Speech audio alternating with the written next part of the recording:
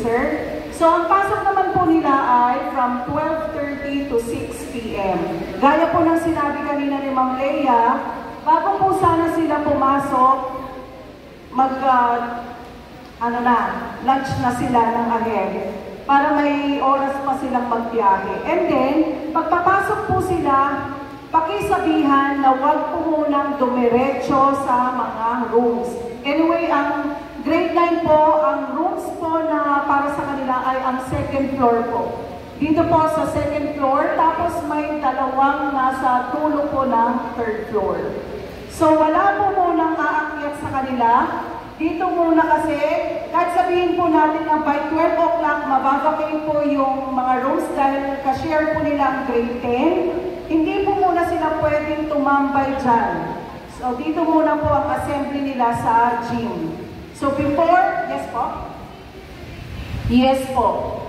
Ganon din po ang mangyayari. So grade 8 and grade 9 plus grade 11, dito po muna ang assembly. Before 12:30, dyan lang po sila aakyat. So mag-a-assign po kami kasama po ng mga HT in charge sa grade level na yan na susundo dito sa kanila sa first day. Kasi sigurado po yan, maraming excited, maraming iikot-ikot, medyo magkukos tayo ng traffic dyan sa taas. Alam niyo, expect po ninyo na ilang libo po or ilang hundreds ang medyo pagala-gala dyan. So para maiwasan po natin ang anumang untoward incident, better sumunod po tayo, abisuhan ng inyong mga anak na dito muna sila sa gym, iaakyat sila ng kanilang mga advisor or mga subject teacher kung sino man po ang first period nila before po ng 12:30. Okay po? So, ang schedule naman nila after 3 subjects, saka po tayo magkakaroon ng recess. Ito yung afternoon break natin. And then, meron po tayong 5:10 to 6 po yung last period. And then yung pinakadulo, kagaya po ng nakalagay dyan, meron po tayong asynchronous classes. Ito yung sinabi ni Ma'am kanina, magsisend po ng mga gagawin. So, i-advise natin sila na wag po i-disregard yung mga messages po kasi mahalagang bagay po yung mga sinasabi doon. Hindi naman yan isi-send kung walang kwenta. Okay po? May tanong po ba sa grade 9 schedule? Wala naman. Okay. Medyo magandang partihan, no? Kasi tatlo-tatlo. Next, sa grade 10 naman po tayo. Okay, same thing po ang proseso ng grade 10. So mag-start din po sila ng 6:30. By the way, ang ating flag raising ceremony po, every Monday po yan.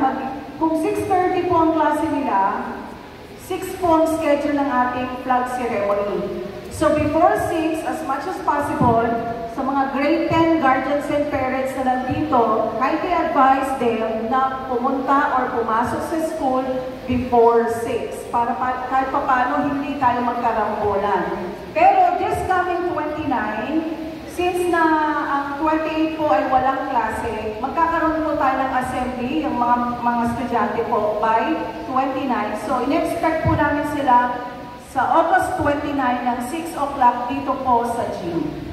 Sino-sino po ang nandito sa gym by 6 o'clock sa 29? Ang grade 7, grade 10, and grade 12. Okay po, i-remind nyo na po sila, magkakaroon po tayo ng flag raising ceremony. Pero the following week po, flag raising po natin will be Monday. Sa first day lang po yun. And ang entrance and exit po natin ay doon sa gate po na yun. Ano natin sir? Gate 2. Doon po, basta doon po ang entrance and exit natin.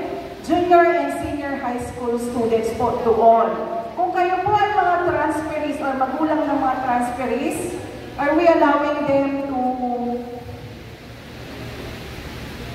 yung mga transferees ng junior high school students? Hindi, yung mga parent po, kailangan pa po ba natin? Hindi na po. Okay? Ang mga allowed lang ay sa elementary. Pero yung junior high school nakakaya naman kasi yung anak mo, grade 12 na. Ma'am, transferin po kasi. Pwede ko po bang ihatid hanggang doon sa baka mahiya naman si Junakis. Huwag niyo nang ihatid. Ihatid niyo na lang ng tingin doon po sa gate, ha? Huwag na po kayo magpilit na maghatid. Iwanan niyo na po sila dyan kasi alam naman natin lahat na secured naman po sila sa atin. The fact po na i-enroll niyo sila dito with yung confidence ninyo po sa isaan ay sobra-sobra. Kaya huwag niyo na silang ihatid kasi dadagdag pa kayo sa anin. Diba? Kaya na po sila dyan, malalaki na rin sila. It's way of training them na maging independent din. Ano po? So, pag maghahatid kayo sa gate lang.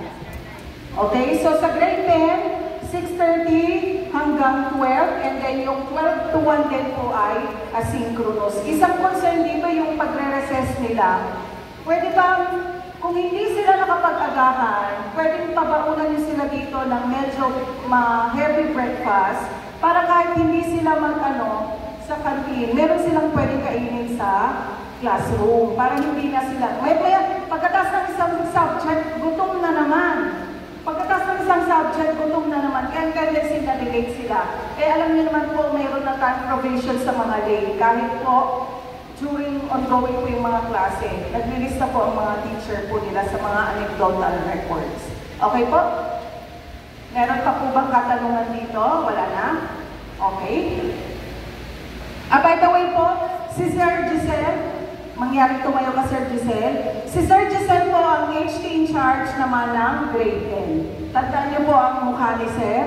Yung mga may concerns po sa grade 10, huwag niyo po kakaligtaan, dumaan po kay Sir Giselle bago po kayo makipag-ugnayan sa mga advisors. Dadaan po muna kay Sir.